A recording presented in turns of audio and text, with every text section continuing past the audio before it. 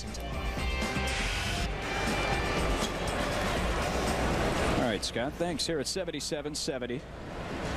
What took so long for Kentucky to foul? Here at Key Arena, a great non-conference matchup as our marathon of hoops continues on ESPN2. The Zags and the Vols here from Key Arena.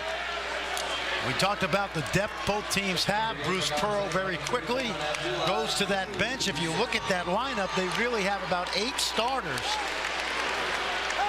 Big win in Kentucky for the West Coast Conference as San Diego, led by former Gonzaga assistant Billy Greer, they pick up the win. Well, you got St. Mary's and Gonzaga, and Billy Greer actually has a pretty veteran team coming back. See this flex offense now. They don't get as much out of the movement. What it does is it spreads you out for guys like Ramar Smith to drive it. Ramar Smith was all SEC freshman last year. And right there, knocks it down. You see why. Well, the last 4 minutes of the Xavier game, he came off the bench and really sparked the Vols. Early in this game, he gets a chance to continue what he left off before Christmas. Ryan Childress, Brian Williams have also checked in for the Vols along with J.P. Prince. Here's Bolden spinning on Smith. And now Pargo will set it up. Bolden with the pump fake. And a rebound fought for by Cuso. And a foul on Tennessee. Good atmosphere in Seattle. The Vols lead by 5.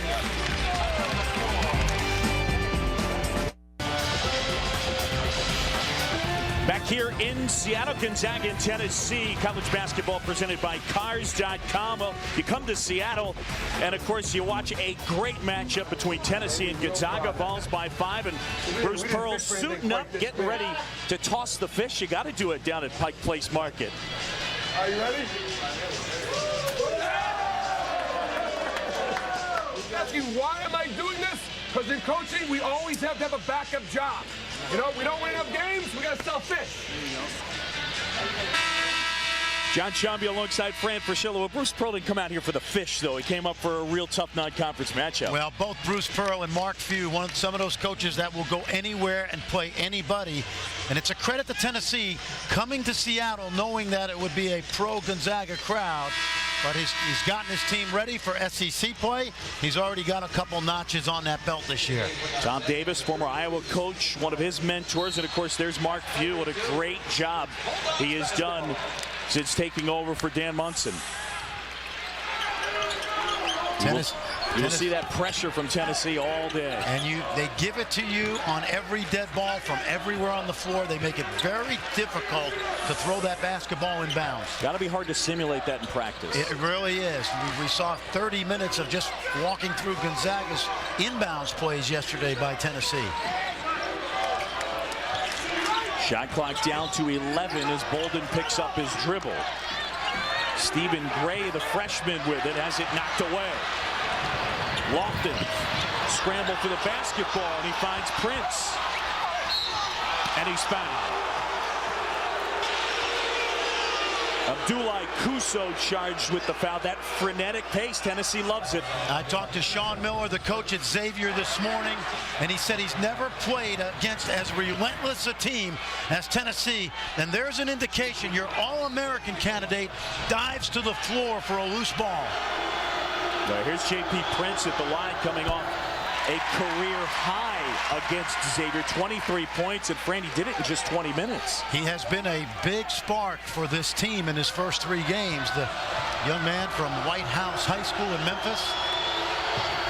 Transfer from Arizona, so J.P. Prince and Tyler Smith, a couple of transfers, really helped out Bruce Pearl, and Pendergraft has to take a timeout. There's the pressure. Unbelievable how many times they force a team to take a timeout. They're the toughest team in the country to inbound the basketball against, John, and it's not just along the baseline full court. They'll press on the side, they'll press underneath their own basket, and David Pendergraft has to use one. Yep, Bruce Pearl, a guy with a lot of enthusiasm, but sometimes got to watch those puppies. you don't want to get out of the box, and he got called for a tee. Well, and this was sort of unfortunate because John Adams, the head of NCAA officiating, was at this ball game, and the officials know that they need to enforce that coaching box. But all Bruce Pearl really does is coach with great intensity. And again, that's a point of emphasis this season, getting coaches to stay in the coaching box. I think when that intensity is directed at the officials, they have every right to tee you. Lamar Smith all over Jeremy Pardo. This is a good battle, Chicago and Detroit. Bolden, as Kuso has it stolen away, and Prince pushing ahead for the balls. Fadeaway, got it. Looking like his cousin, Tayshaun Prince. Mentioned this is a big game for Gonzaga. It's bigger than it is for Tennessee. Kuso from Bolden. That has been a season-long problem. Kuso and Sacre not finishing around the basket. Point blank, and he couldn't knock it down. Childress up and under the miss, tipped in by Williams, and Tennessee by 10. Brian Williams did not play high school basketball. Look at how many hands they get on passes.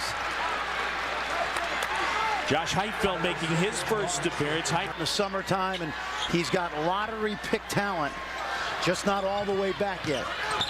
And the ankle injury, only part of the story for Josh Heitfeld. Bolden's elbow jumper. And right there, Austin Day, the freshman, with the putback. Gonzaga is going to have to lift their intensity in this game in order to stay with Tennessee. And ultimately, John, that will be good for this ball club. Well, the crowd has been intense from the tip here at Key Arena. See a lot of switching right now on the perimeter. Gonzaga's Achilles heel has been its man-to-man defense through the years, and this provides a big challenge. Jawan Smith feeds Tyler Smith, and they get the carry and a turnover. Done a good job here today, their first turnover of the afternoon. Now, the problem for Gonzaga is when Tennessee does turn them over, it usually leads to points in transition. Gonzaga not as much of an up-tempo team, more of a power team. Day giving off to Gray. Gray just came back from an injury.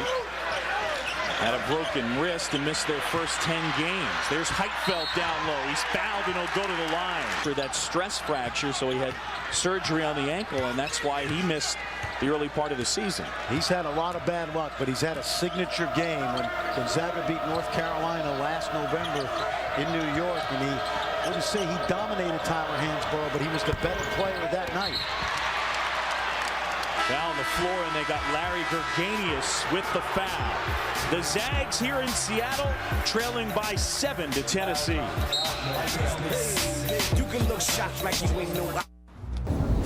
Back here in Seattle as Tennessee leads it by 7. Look at the Space Needle. And well, our marathon of hoops continuing here, and a great one to start the day. We don't know yet how big the win against UConn was in Boston, the win against St. Joe's, but these 7 teams, to me, you know, in Europe they have the soccer league.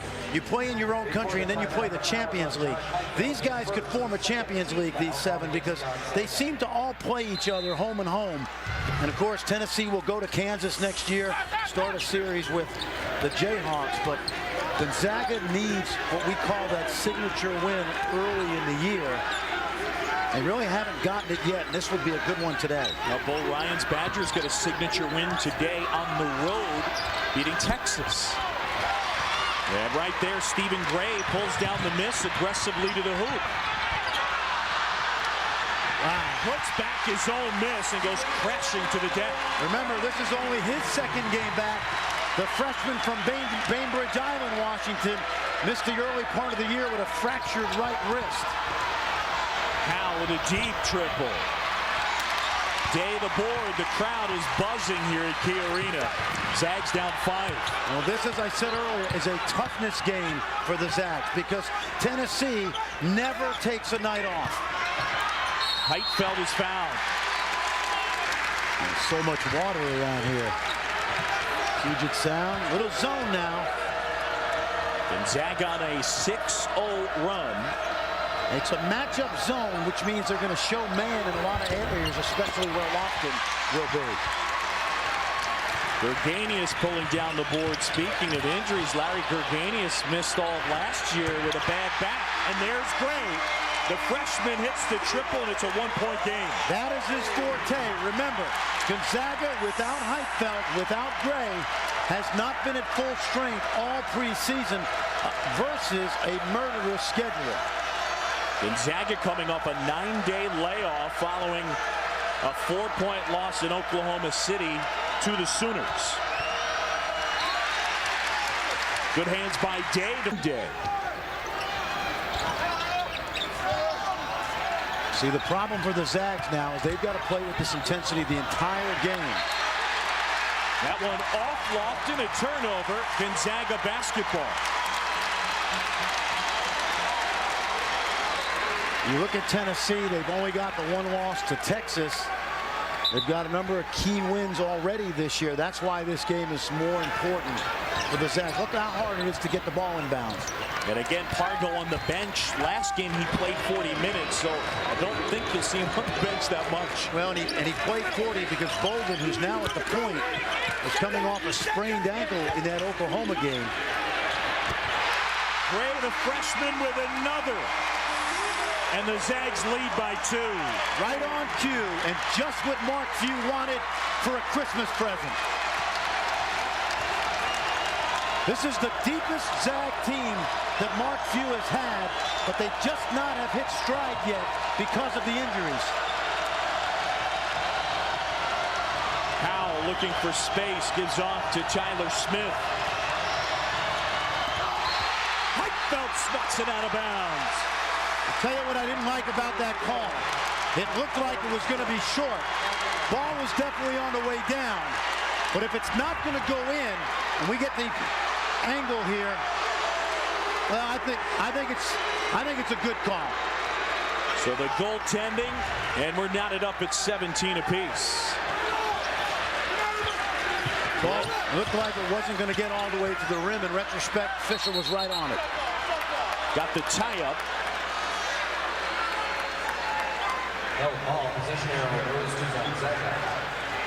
Inbounds now. Watch how hard it is for Gonzaga to get it in. 5-second call, turnover, and that's exactly what Bruce Pearl was looking for as he pumped his fist. I have never seen a team, since I've been not coaching and broadcasting, spend as much time at defending inbounds plays as Tennessee does. Lofton hits it 3. The senior who has struggled from deep this season, but finds the mark there. Well, he had the reputation of being a guy that makes contested threes, but that really hasn't been the case this year. Scramble, Tennessee comes away with it. Lofton. Nice move to the goal, Jawan Smith. John, this is what I talked about. If you're Gonzaga, you can never let up in terms of your intensity because Tennessee comes at you in waves. Tennessee back with a 7-0 run, and the Vols lead it by 5. And the pressure on Stephen Gray. Now big Austin Day. Austin Day is going to have a tough time today because of the strength of the Tennessee Vols. He's going to be very good. And a travel, a turnover as Heitfeld took too many steps. Look at Bruce Pearl, fired up to be sure. Another marathon of hoops. We talked about that Champions League again. Arizona playing Memphis. They've played Kansas. Memphis will play Gonzaga. They'll play Tennessee. So these coaches have no fear. Lofton, an NBA 3 is no good. And Pargo back pushing. Day using the size to create space and hits the jumper. When Austin Day gets stronger and is able to finish around the rim off those drives, he is going to be just an outstanding scorer because he can score in so many ways. Yeah, Austin Day 6'10", but he's only 190. And a A big rebound by Juwan Smith. Tennessee will set it back up. You know what, John? Tennessee shoots so many threes, nearly 50%, that there's always a lot of long rebounds, which benefits the team that brings the intensity. Tyler Smith's shot off the mark.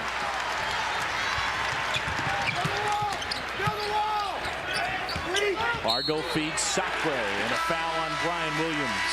Can do both inside and then outside with the pull-up.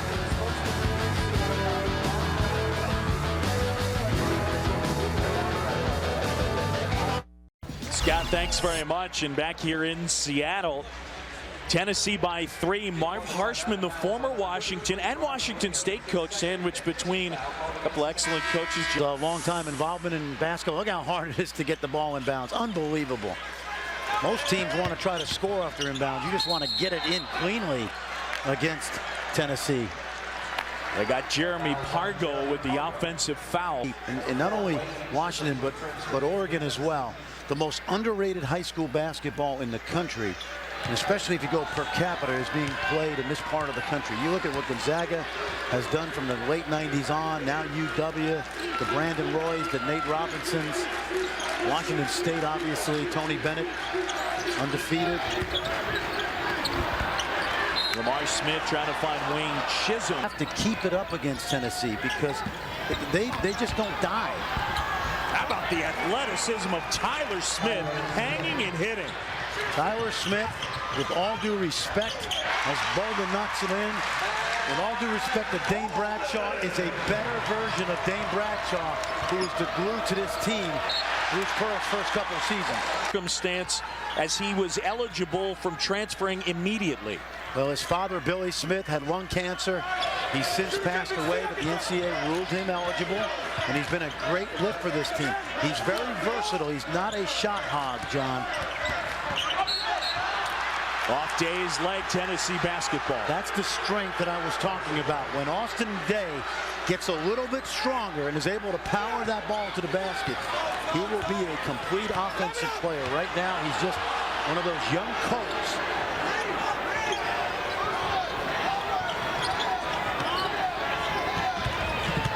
Chisholm gives off to Lofton, and he feeds back to Chisholm. They got offensive interference and score the goal. Now, the interesting thing was the official from the middle slot made that call from the other side of the basket. See, he's opposite of where the ball is, and I'm not sure that Micah Downs touched that basketball. They could have rolled it basket interference if he hit the rim while the ball was on the rim, and that would have been what the call was. Pargo steps through and finds Downs. Now Sacre. See, Sacre takes so long to get a shot off inside. He didn't need everything. They got to throw it out, so their scoring play has been negated. Pargo's three way off. Pendergraft there for the board. And a foul on Gonzaga as they got Sacre with the push. Thing for the college guys. So you didn't like it as a coach when the NBA line was... No, when I was coaching at St. John's, we played in Madison Square Garden. You don't get 4 points for an NBA three in college. Fight on the floor. Gonzaga comes away with it. Pargo. Good look. Pendergraft has it swatted away. Boy, do they get their hands on the basketball. They got Pargo on that foul. That's his second. Mark Few's arguing that they got hands on the wrist, but when you play this hard and this style all year long, the officials will give you the benefit of the doubt when you poke balls loose like that, because they do it all the time. Yeah, Tennessee averages a little over 12 steals a game, forcing over 22 turnovers a game. So refs certainly used to seeing it. Good look down low. Lamar Smith with 2. Off of a great pass by Tyler Smith. That's the Dane Bradshaw effect that we were talking about from Tyler Smith. Tyler Smith, Juwan Smith, Lamar Smith, all on the court for Tennessee, not related.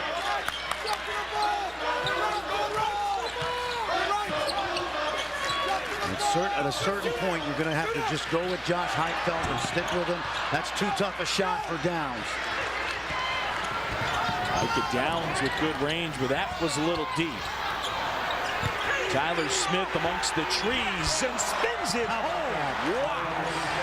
This is a guy that averaged 15 points a game in the Big Ten this year, and he really doesn't have to make his mark by scoring, but that was acrobatic. And a foul on the floor as they get J.P. Prince with the foul. Tennessee leading by 9, of the top scoring teams in the country. And one of the reasons, the athleticism of the sophomore, Tyler Smith, up and under. All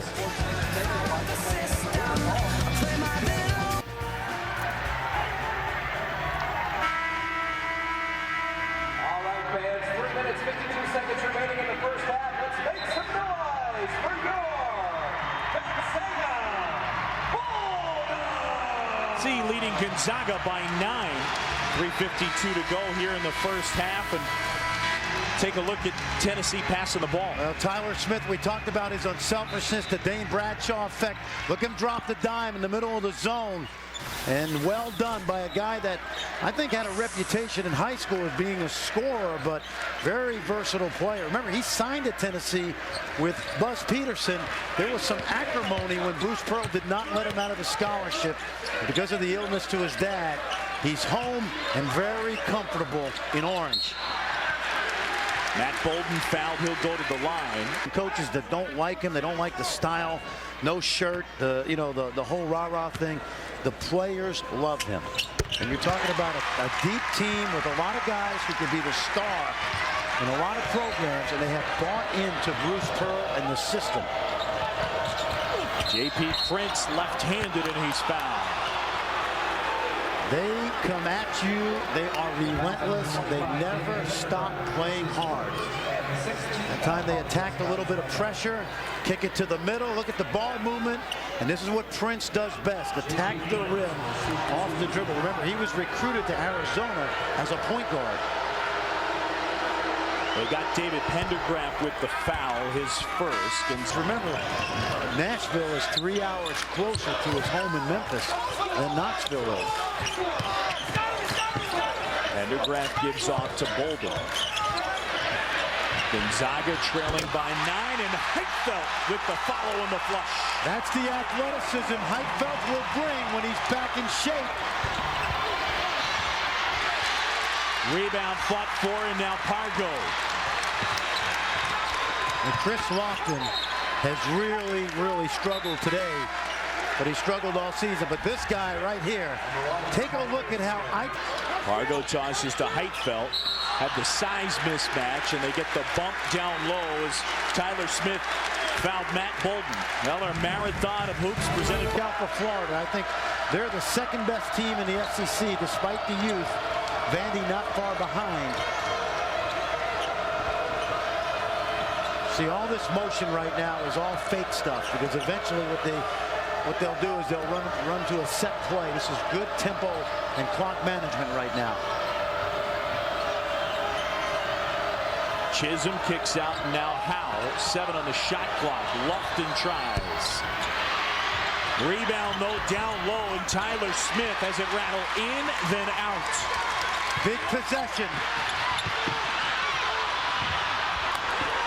Fight for the ball, and Tennessee comes away with it, and a timeout called. Heads up play by Howell, trapped in the corner.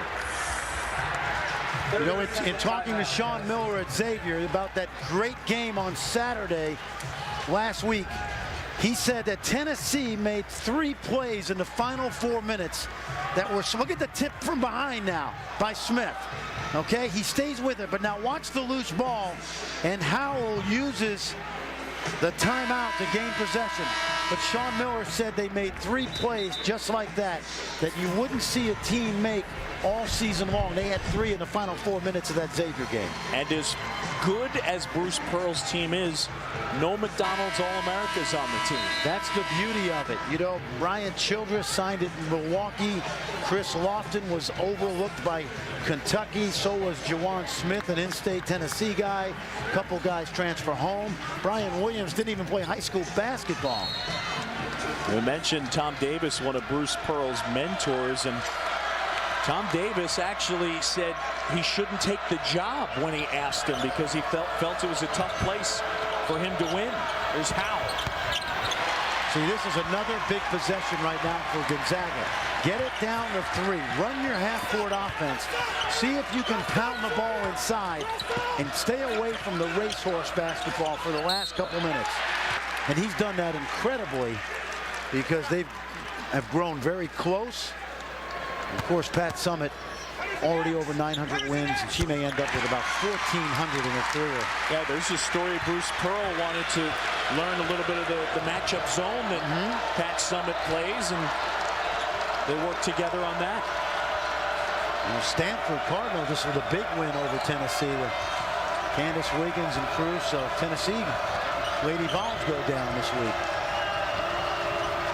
See the zone, and actually the tempo has been pretty good for Gonzaga.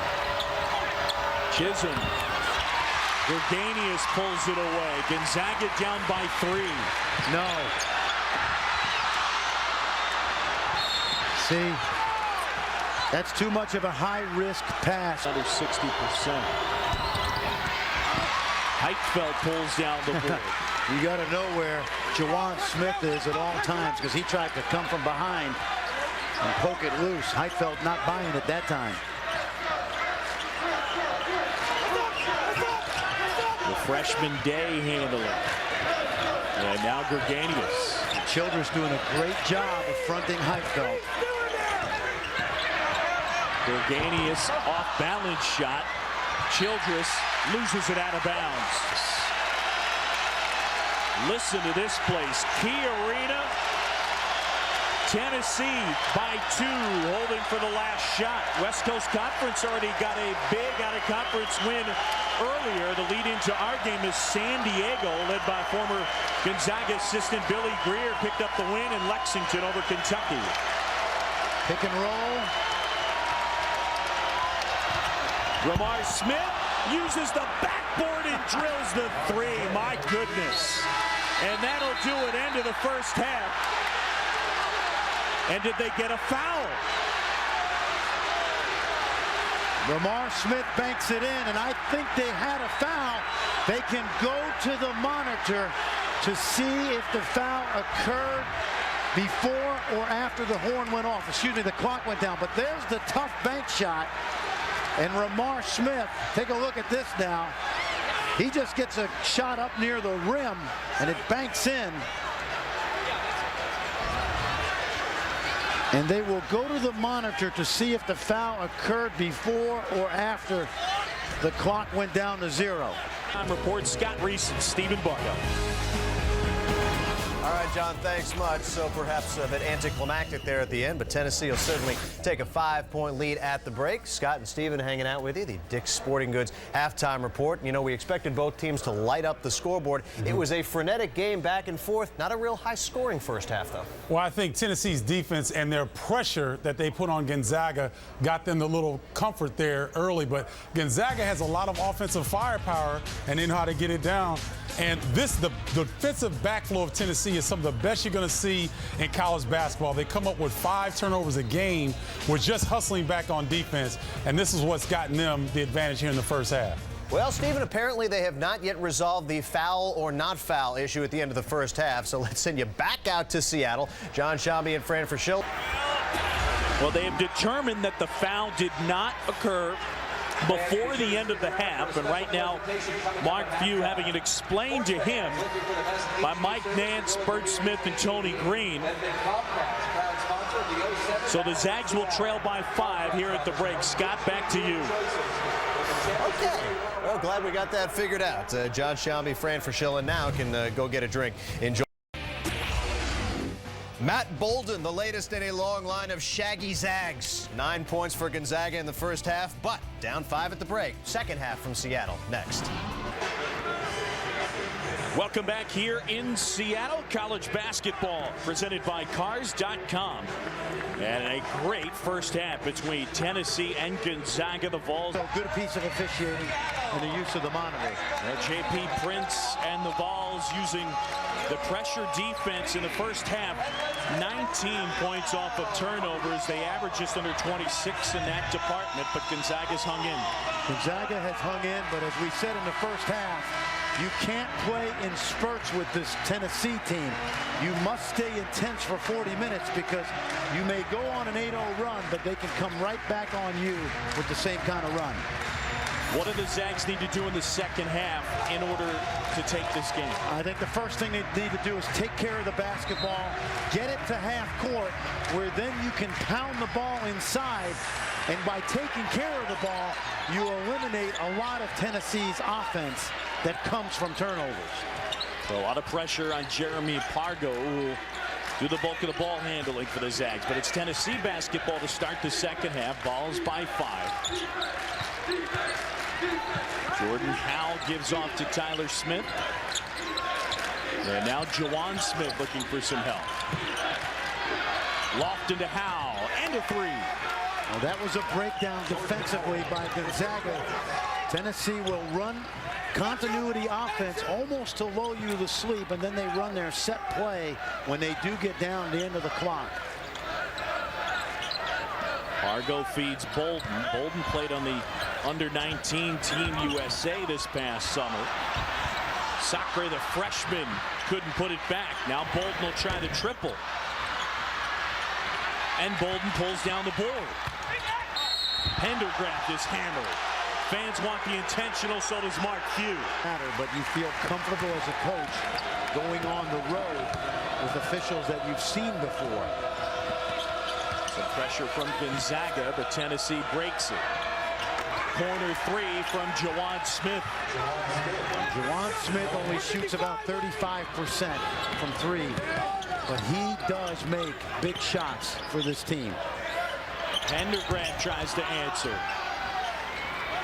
Tennessee will shoot a lot of threes. They had a game earlier this year against North Carolina A&T where they hoisted up 50 three-point attempts. And then if they have an Achilles heel, they don't have a guy that you can throw the ball inside to and get you a basket near the rim. They do it in an unorthodox way by driving the ball from the perimeter.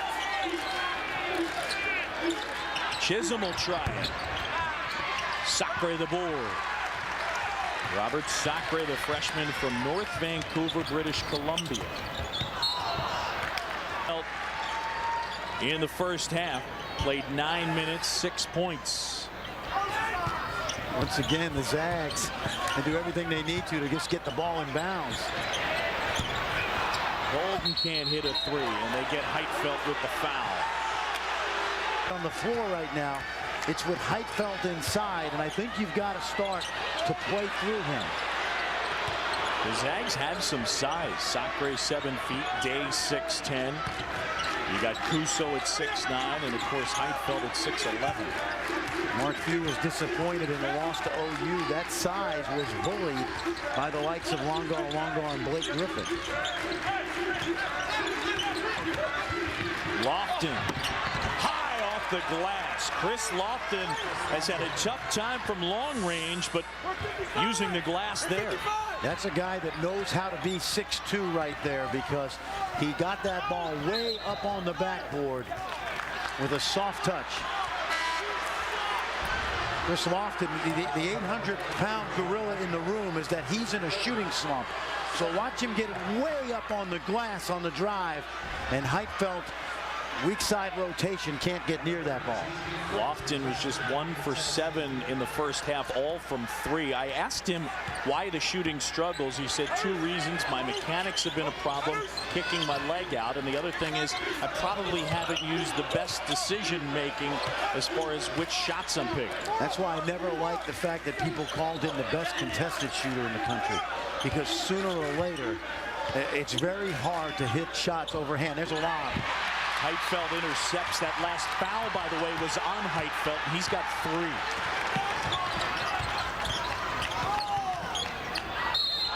Second team foul on Tennessee, and Lamar Smith's first of the game.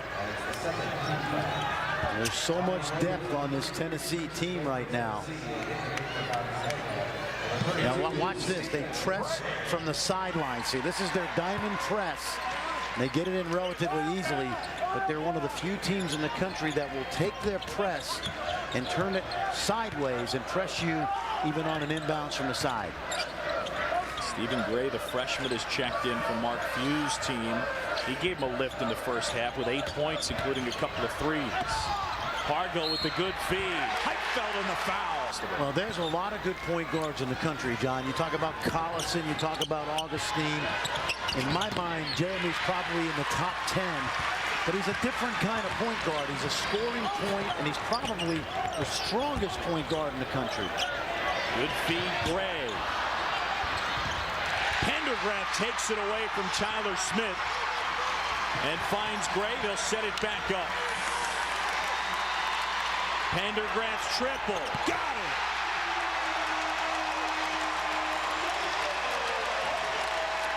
Turnabout is fair play. Tennessee did not secure that rebound. Gonzaga made him pay.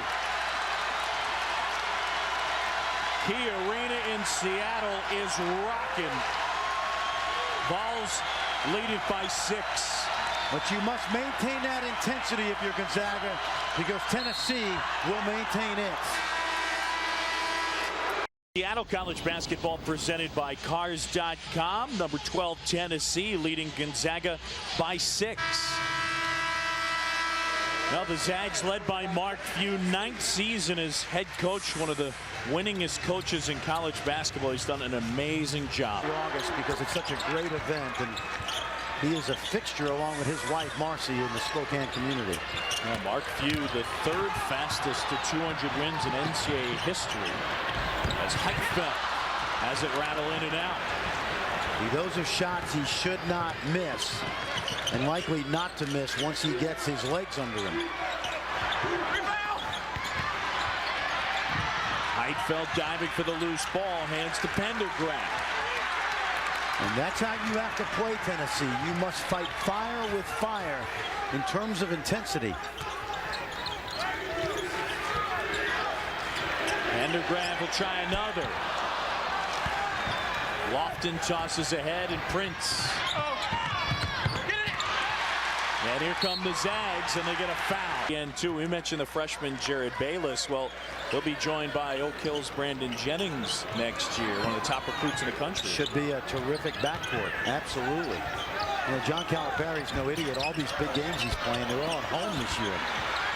Bolden, look at the work down low from Matt Bolden. Well, you mentioned the USA Under-19 team, coached by Jerry Wainwright, the silver medalist. Matt Bolden had to play power forward some for Jerry Wainwright. You got an example right there. Why? There's Childress putting back the miss. Yeah, Bolden played on that team that had the likes of Michael Beasley and Patrick Beverly, as well Tawan Porter from Oregon on that team. Lost to Serbia in the gold medal game.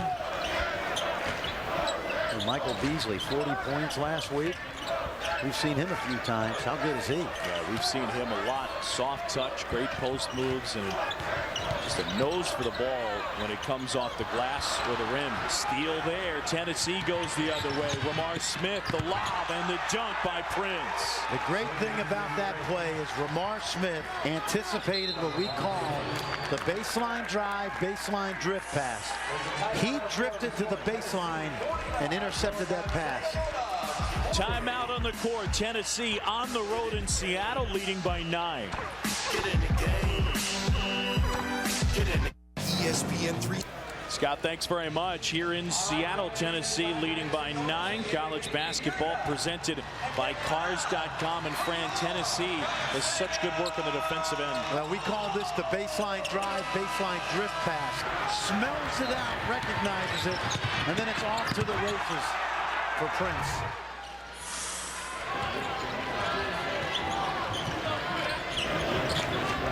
Gonzaga down 9 here in Seattle. The battle in Seattle from Key Arena. Matt Bolden has it swatted away, and they got Childress. The foul, his first. There's that inbounds play again. How hard is it to get in? It's like a jump ball. There's the post up.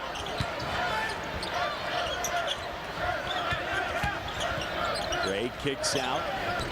Day is short. Lofton will push the other way. Good feed, and Chisholm with the easy flush. This is the danger zone right now for Gonzaga because Tennessee has taken control. Gonzaga has not scored easily in the half court. Quick shots have led to open court for Tennessee. Soft touch by the big guy, the freshman Austin Day from Irvine, California. He's about 20 pounds away from being a prolific scorer at the college level. Good look. Childress up and under Chisholm. Childress, a guy that signed at UW Milwaukee when Bruce Pearl was coaching there. And when he left it for Tennessee, Childress followed him. We get Austin Day with the offensive foul.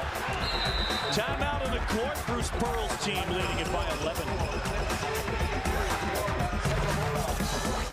Looking for two of the winningest coaches in college basketball. Here's an idea. Take the ferry to downtown Seattle. Check out Mark Few and Bruce Pearl, Gonzaga and Tennessee. Well, you're right, and it's interesting. Neither of these guys played college basketball. The interesting thing about both of them is they're like 20-year overnight sensations. And one of the things that I really believe makes Bruce Pearl such an effective coach is he coached at Southern Indiana when he left Iowa in Division II, and he won a number of national championships. But you're able at that level to make mistakes that are not on TV as a coach. You can leave a guy in and he picks up his fourth foul in the first half. No one will ever know. That was his laboratory before going on to Division I. And he's right now one of the best coaches in the country. This is a system of organized chaos. Lots of passion, lots of energy. We watched Bruce Pearl go through their shoot-around / walk-through yesterday. He said it was the longest of the year. There's Lofton. Hits that three right there. Chris Lofton, 8 points. He's averaging just under 15. Been a cold afternoon for him. Well, it's interesting. Tennessee is 11-1, and we haven't seen the real Chris Lofton yet this season very often. 14-point lead, largest of the game for Tennessee. He mentions that he kicks that right foot out when he shoots, and I went back and watched film from last year, and he's always shot that way, and he made him last year. Bolden in the foul, Matt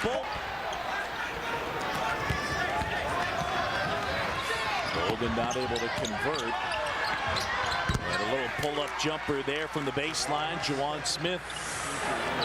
Another one of those guys that we mentioned was not heavily recruited out of Cleveland, Tennessee. Pendergraft picks up the Pargo miss and puts it home. Pendergraft's got 11.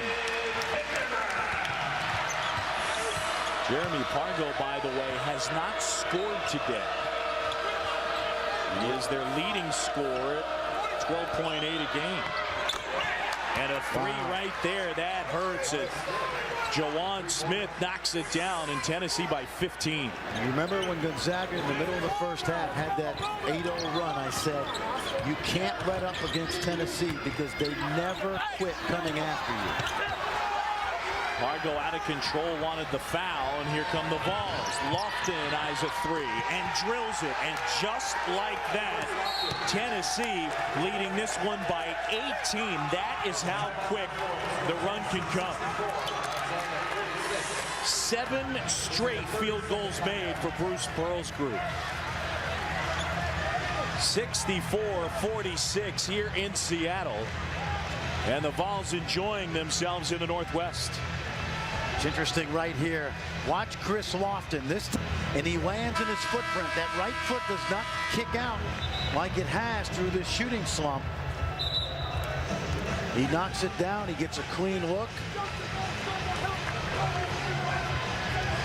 Well, here we are, the third leg of the marathon of hoop. Because the win over Arkansas started, you saw them, and then the win over Gonzaga. Now they go to Charleston, West Virginia, which allegedly a neutral site, but there'll be a lot of Mountaineer fans, obviously. Well, Charleston will be a neutral site the way Seattle is a neutral site here. Mark Few angry right now. A couple of different times he felt like Tennessee. We talked about Austin Day just being a freshman.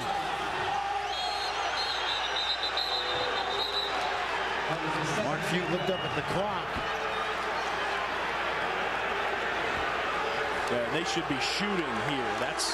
They're going to be a very good team. They're not losing more than 2 games in the West Coast Conference. I don't care how good St. Mary's is and San Diego. They may lose 1 or 2 on the road. But they need this kind of toughness game against a team like Tennessee. Lofton short on that 3. And Tyler Smith couldn't save it as he stepped on the baseline. Good hustle there. The sophomore from Pulaski, Tennessee, and the transfer from Iowa. One of the reasons I had Tennessee in the Final Four before the season is because when I watched film of them last summer, remember, they had Ohio State beat twice. They beat Tennessee at Knoxville. Every film I watched of this team, they never take a play off. And now they've lost Bradshaw, but they picked up Prince and Smith, Tyler Smith, and they're a better team than they were a year ago. Lost in the Sweet 16 of the NCAA tournament to Ohio State last year. The Zags, meanwhile, went down the first round to Indiana. Bolden with a big 3. And it's a 13-point game. But they haven't gotten any stops in a while. And the foul. Pendergraft picks up that one. Fans wanted an offensive foul there. Well, fans have disagreed with the officiating all night, but I think Pendergraft slid in, didn't get his feet established, at least in legal guarding position, when Howell took off. Pendergraft's got 4 fouls. Jordan Howell will go to the line. And Josh Heitfeld will check back in.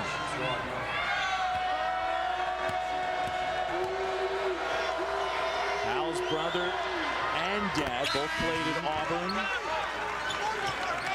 He wears number 15. Last week, Tom Brennan was broadcasting a game. He was joking. He said he's got to wear number 3 because then the starters would be numbers 1, 2, 3, 4, and 5.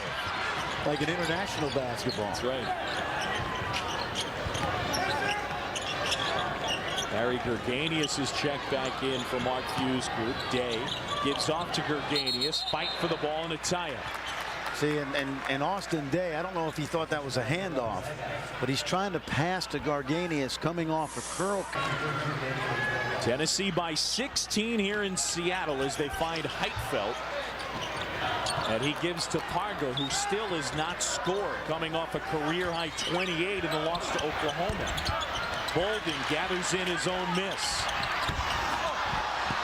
See, Gonzaga does not go up strong and attack the rim. Everything's double pumps. Look at the lob swatted away by Day. Bolden couldn't save a Tennessee basketball. Starting to hit its stride and is so relentless that it needs to run. This will be a great film for Mark Few to show his team. Lamar Smith to Tyler Smith, and then Chisholm got whacked and had it knocked out of bounds.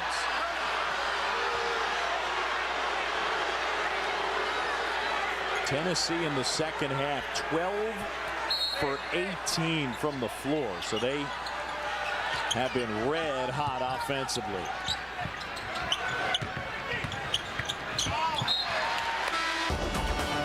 Welcome back to Seattle. Pike Place Market. Well, you want to sell basketball in Tennessee, you want to sell fish in Seattle, you turn to one man. That man would be Bruce Pearl. Hey, who wants some fresh fish now? We got fresh salmon, we got fresh crab. We'll ship it, ready to go. We'll ship it today, we'll ship it tomorrow. We'll even ship it to Tennessee. Like, we don't get this stuff in Tennessee. Take it home. Fresh fish. The Massachusetts guy coaching in Tennessee, selling fish in Seattle. I think you could. We're both New Yorkers, so you'd understand this. This guy's got shtick. You know, he's got a shtick going, and it works. And it works because it's genuine. I mean, the guy, he must wake up energetic. Vols leading by 16 on the road. They get J.P. Prince too. Excellent free throw shooter at 84%. See the difference in the game, and of course Tennessee comes in getting about 26 points a game off turnovers. And the Zags, if there's been an Achilles heel through it, has been at times on the defensive end. Yeah, it really hasn't been the turnovers in the second half. It's been the hot shooting of Tennessee, shooting close to 70% from the floor since the break. Day almost comes up with a steal. But you know what? Tennessee would have dove on that basketball. That's the intensity that we're talking about. Chisholm able to save it. 14. He's not near where he's going to be. The tip dunk we saw, we haven't seen any threes from him. It's going to take him, as Mark Few said, about 2-3 weeks to wind back into form. The other thing, too, is they went, 10 games, 11 games without him, so they need to get in sync and get used to having him on the court. Absolutely. We also saw Stephen Gray give them some spark in the first half, and he's coming off about 10 games worth of rust. Day can hit that. Big fella steps outside, knocks down the triple.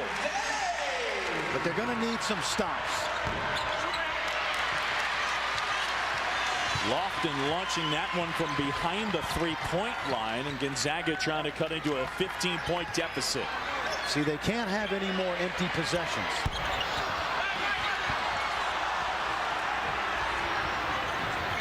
Jawad Smith, the bounce pass to Ramar Smith. And they get the foul. And obviously, it's used in the NBA to determine whether a player has gotten to legal guarding position. I almost wonder if that didn't help the officials make that call, but it was an easy one because Day was established. They used that a couple of years ago as an experimental rule in the early season. Tournament play, guess what, tooth of defense. Jeremy Pargo on the board for the first time today is Big Bro Gennaro, former star at Arkansas, plays with the New Orleans Hornets. And his little brother, the junior, having a tough afternoon, but there's a turnover. First of all, telling them what I said earlier, no more empty possessions, quick shots or turnovers. Let's get the ball to the rim. Let's get it inside out. If we're going to shoot a three, let's shoot one that comes off an inside out. And then, John, they've got to get some more stops on the defensive end because they will not come back in this game without stopping Tennessee, something they haven't done the first. Another triple. He's got 18 points. That's lottery athleticism right there. Watch out when Josh Heitfeld gets healthy. He's got a dozen. The deficit is a dozen for the Zags. Now Tyler Smith on the baseline. See, a call had to be made there. That's too much contact.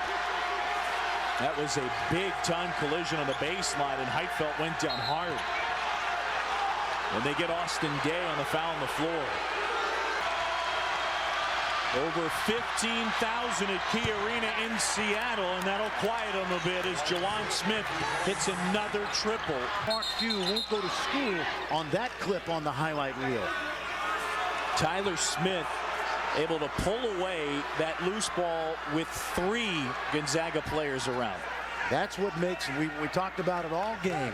Tennessee is relentless. They never take a possession off. Ball's coming off a win against Xavier, 82-75 in Cincinnati. What did Sean Miller tell you? It's the most relentless team that he's coached against in his career. By the way, Xavier's got a heck of a team, too. They are deep, versatile, a good guard play. And he's got a big one against Kansas State coming up on New Year's Eve in Cincinnati.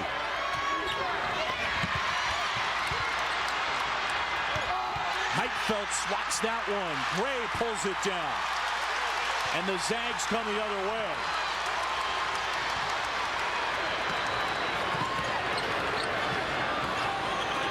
Heitfeld working on Chisholm. Deep 3. Off Lofton, it'll stay Zags basketball. Gray getting lots of minutes down the stretch. Pargo, there's that physicality you talked about. Posting up down low, he gets fouled, and he'll go to the line. Tennessee usually answers the bell. Remember, they lost to Texas in Newark without J.P. Prince, who's become an important weapon. Prince, who became eligible in the middle of this month. This is only his 4th game. Lofton.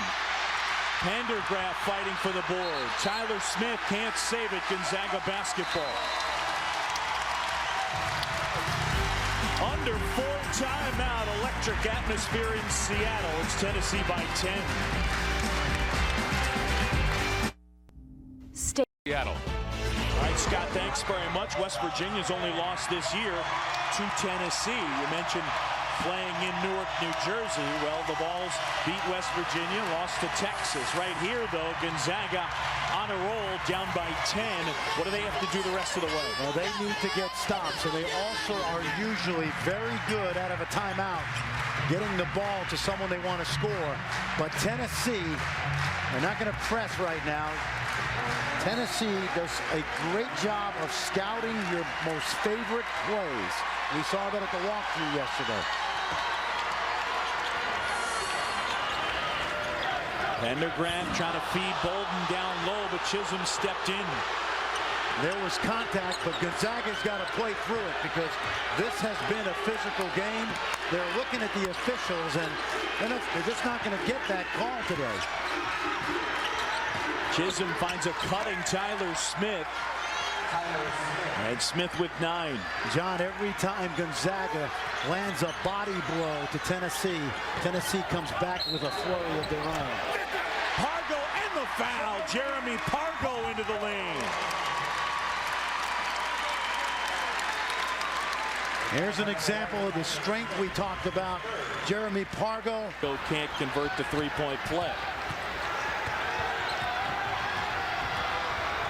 See, where Gonzaga has to get mentally tough right now is to get 2 stops and 2 scores. A 10-point game as Tennessee slowing it down a bit. This fake, we call it fake motion. Smiths pull up an air ball. Big non-conference matchup coming up next between Oklahoma and West Virginia. This is probably the play of the game for Gonzaga offensively because they need to get it down under 10 as the clock goes down. Pargo fouled in the lane. Pargo hits both, and it's an 8-point game. A little bit of pressure here from the Bulldogs. Al picks up the dribble. It's interesting because Western Kentucky really bothered Tennessee with pressure as well. You wouldn't think a team that works on it every day defensively would be bothered by it. Jawad Smith on the baseline. Heitfeld got a piece, but Chisholm cleans it up. Everything about Tennessee relies on effort. And there's an example right there. Chisholm picking up the loose ball. Rebound. Just so active, Tennessee. Bolden with the scoop to the hoop, and 18 for the sophomore from Colorado.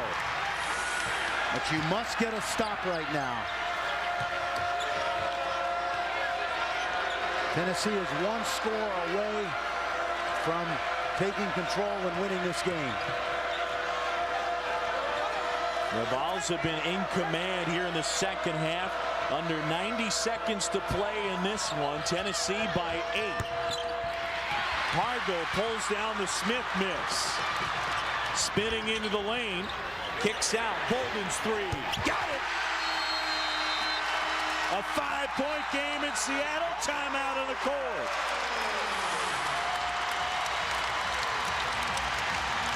Timeout here in Seattle. The Zags and Mark Few are pulled within 5. We check in the studio, and Ryan.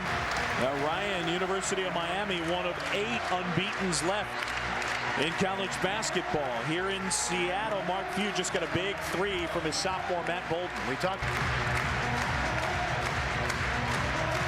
Well, the big thing here, though, going into the game, how would Gonzaga handle the Tennessee pressure? And Tennessee looks to turn the D into O.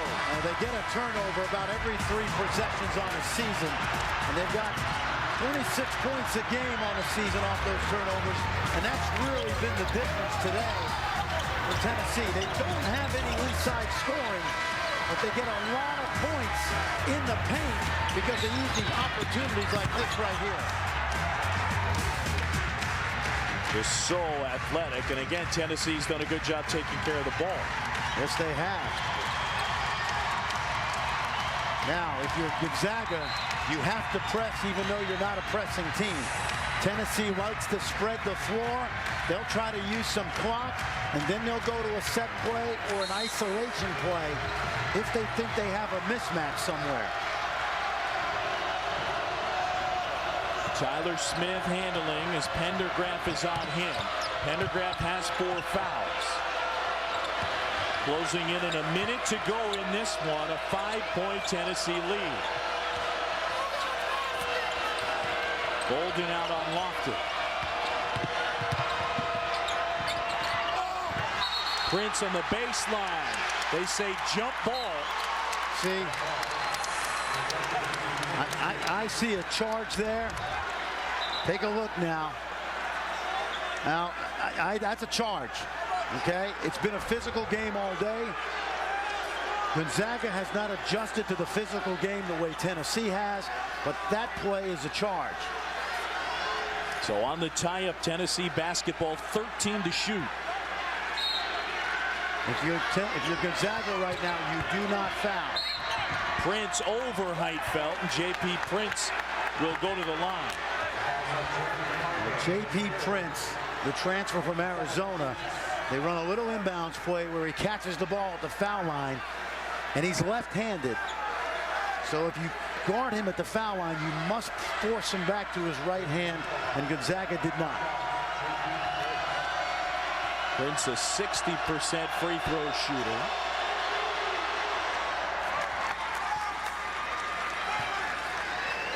And again, at the conclusion of our game, we'll bring you Oklahoma and West Virginia. Good matchup there. Our marathon of hoops continues on ESPN2. And Tennessee pulls down the rebound and the loose ball. Another hustle rebound, and that's been another story of this game besides the turnovers. Yeah, Mark Few wanted the foul right there, and they did not respond immediately. John, think about in the second half how many times there was a 50-50 rebound where neither team had the advantage that Tennessee came up with the basketball.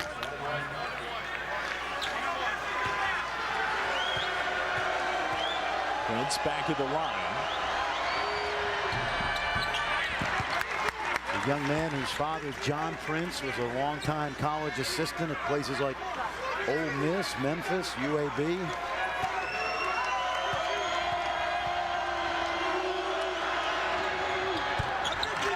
Them a big lift. It's just his 4th game since becoming eligible after transferring from Arizona. So an 8-point game now. Fargo spins into the lane, has it blocked. Tie up, and it'll be Gonzaga basketball.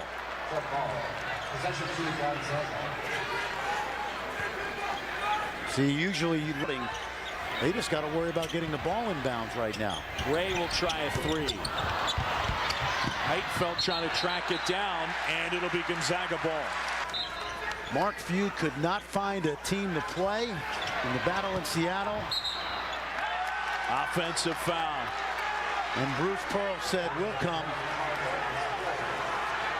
Now, at the end of this one, Mark Few will look at tape. Bruce Pearl will look at tape. I got to figure from Mark Few's standpoint, there will be an aspect where he'll show his players and say, this is how hard we need to play every game. I think so. Tennessee, to me, is a top 8 team, maybe a Final Four type team.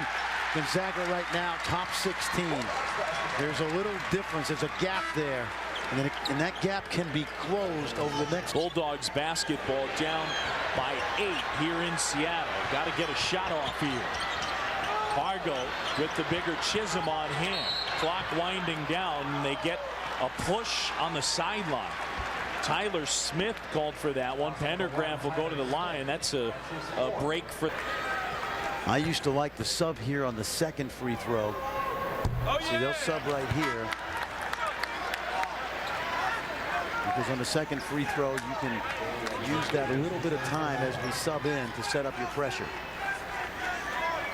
They are underway in West Virginia, and the Sooners up 4-0 early on Bob Huggins' team. And we'll bring you that game at the conclusion of our tilt here in Seattle. Pressure and Gonzaga forces the turnover. Okay, offense for defense. Bolden back in. Again, you've got to shoot quickly now. And you probably have to shoot the three. Take your chances. It's low percentage, but you're in a low percentage situation. Down by 7. Pargo looking for some help. Tosses out Pendergraft. Day's got good range. Shot was blocked. And Prince pulls down the miss, and that likely will do it.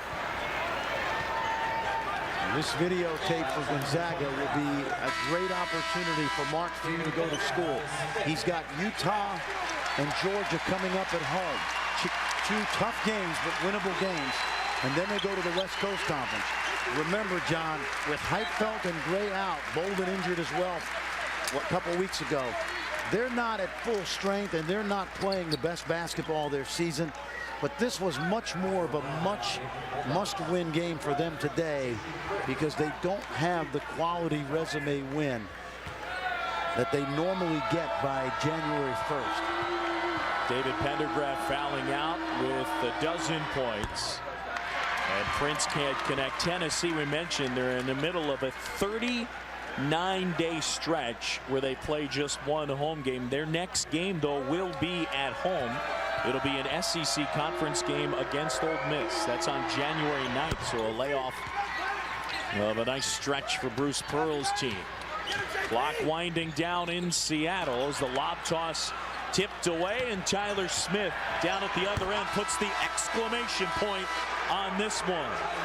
82-72 our final score in Seattle. Bruce Pearl's group goes on the road and picks up the win. Our final 82-72. Now we join Len Elmore and Scott Graham in Charleston. Saturday, December 20th.